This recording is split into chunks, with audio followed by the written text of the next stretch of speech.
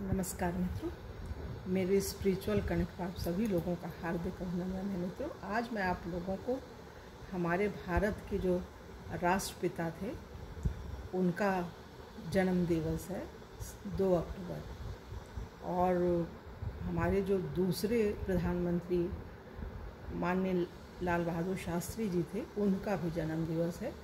तो इन दोनों विभूतियों को मैं अपनी भावांजलि व्यक्त करते हुए नमन करती हूँ, बार बार याद करती हूँ संपूर्ण 135 करोड़ भारतवासियों की तरफ से, और उनको सत नमन पूरे विश्व के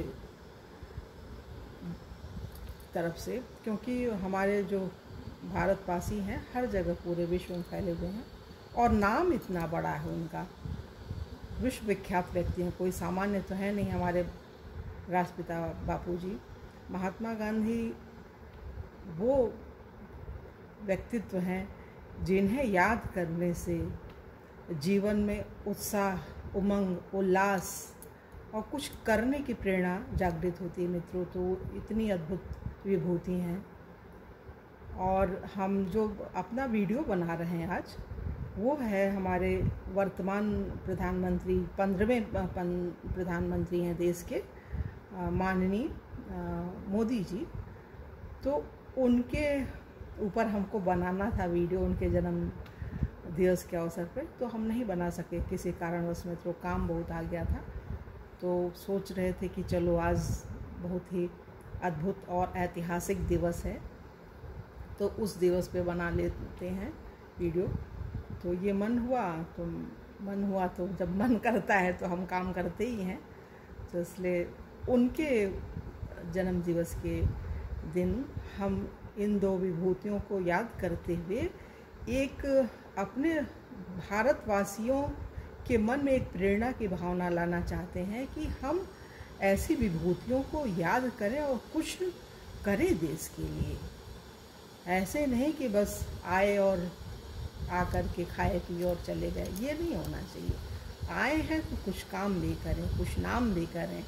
नाम के लिए काम नहीं, मतलब काम करेंगे तो नाम ऑटोमेटिक होएगा, स्वतः हो जाएगा। तो कुछ अच्छा काम करें। तो उस संदर्भ में हमको एक पुस्तक मिली है मित्रों, बहुत अच्छी पुस्तक है। ये है आशा की नई किरण है। इसके जो राइटर हैं रामचरण महन जी, डॉक्टर रामचरण महन जी हैं। आशा की किरण, इस पर हमने बनाया भी है, इससे पूर्व भी कई वीडियो बनाया है। तो उनके कुछ विचार हैं जो हम सभी को प्रेरित करते हैं, प्रोत्साहित करते हैं। तो उनको हम सोचते हैं कि आप लोगों को सुनना चाहिए। उनके जन्मदिन, हमारे प्रधानमंत्री मोदी जी के जन्म दिवस के अवसर पर, जिससे हम कुछ कर सकें। वो कितने संघर्ष वाली स्थिति में रहते हुए, आज भी संघर्ष ही है जीवन में, प्रधानमंत्री हैं तो संघर्ष है, नित नया संघर्ष है उनके जीवन में। तो उससे हम कैसे अपने आप को उनके अनुरूप कुछ हद तक, वहाँ तक तो क्या पहुँच पाएंगे जो हैं हम प्रधानमंत्री जी, लेकिन हाँ कुछ कर सकते हैं। इन चीज़ों को केंद्र में रख कर, ध्यान में रख कर के हमारे राइटर के जो विचार हैं, तो अगर इनको केंद्र में रख कर के हम कुछ करना चाहें, समाज को देना चाहें, तो ज़रूर दे सकते हैं मित्रों। तो वो क्या है वो सुनिए। एक हेडिंग है, बहुत अच्छी हेडिंग है, अपने वास्तविक स्वरूप को पहचानिए, समझिए हम हैं क्या, हम क्या हैं, हम क्या करने के लिए आए हैं और क्या हम कर रहे हैं, और वस्तुतः हमें क्या करना चाहिए। इसको जानने के लिए इस लेखक के जो विचार हैं उनको समझना ही पड़ेगा। तो सुनिए मित्रों इसको ध्यान से। मानव जगत का एक विशाल भाग इस कारण अधोगति को प्राप्त हो रहा है कि उसे जो कार्य संपादन करना चाहिए वह नहीं करता। ओह शोक है कि हम पूर्ण परिपक्व और बुद्धिमान होकर भी उस मार्ग का अनुसरण नहीं करते जो कल्याणकारी है और जो जीवन में सुख की वृद्धि कर सकता है।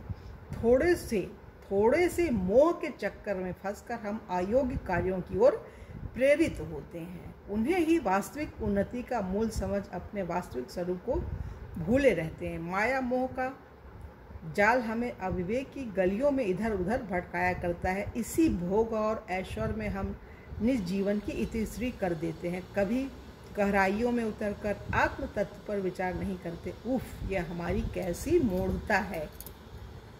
अनेक व्यक्ति इसी कारण उन्नति नहीं कर सके, क्योंकि उन्होंने अपने आप को समझने का प्रयत्न नहीं किया। वे स्वयं ही एक विषम प्रहेलिका बने हुए हैं। उन्होंने स्वयं अपने को ऐसे बंधनों से जकड़ रखा है कि इधर उधर हिलने डुलने फैलने के सब अवसर खो दिए हैं। वे अपने चारों ओर ऐसी दीवारें खड़ी किए हुए हैं कि उन्हें उन्मुक्त वायु उपलब्ध नहीं होती।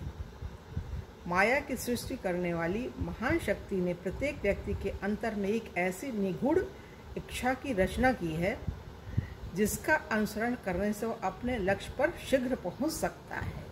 यदि हम अत्यंत एकाग्र होकर श्रद्धा सहित इसे श्रवण करने का प्रयत्न करें तो यह ईश्वरी इच्छा स्मरण के रूप में हमें अवश्य प्रतीत होगी।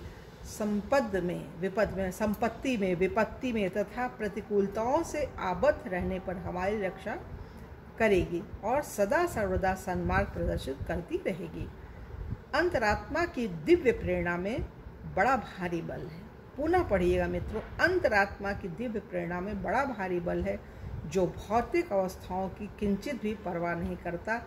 जो व्यक्ति संसार के भोग विलास की प्रेरणा का तिरस्कार कर परमेश्वर को सर्वत्र उपस्थित मानता, वह अंतः प्रेरणा के मार्ग पर आरूढ़ रहता है। उसे सहारे के लिए किसी का हाथ पकड़ने या टेकने के लिए लाठी मांगने की आवश्यकता नहीं है।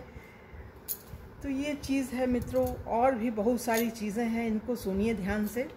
सफल जीवन व्यतीत करने के लिए अभिलाषी को 3 तत्वों का अध्ययन करना अपेक्षित है। ये बहुत बड़ी चीज़ है, इसको पुनः पुनः सुनिएगा।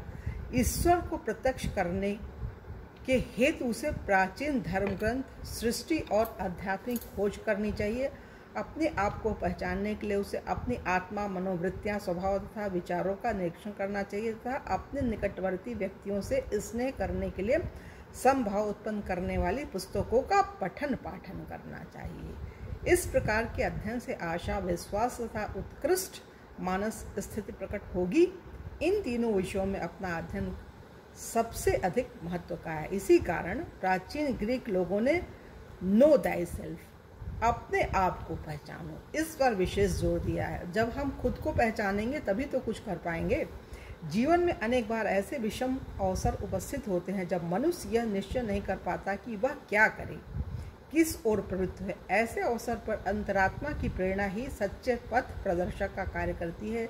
जो मूढ़ व्यक्ति अपनी इस दिव्य शक्ति को उजागृत नहीं करते, वह वरन अंतर्ध्वनि होते ही उसका गला खोड़ देते, उसमें यह निस्तेज हो जाती। मतलब अंतरात्मा की जो आवाज़ है मित्रों, इतनी नाजुक है कि इसे दबाना सरल है, लेकिन ये इतनी स्पष्ट भी होती है कि इसके बारे में कोई भूल नहीं हो सकती है। दबा तो सकते हैं हम इसमें, लेकिन अंदर से हमें पता चलता है कि हम कर क्या रहे हैं और हमें करना क्या चाहिए मित्रों।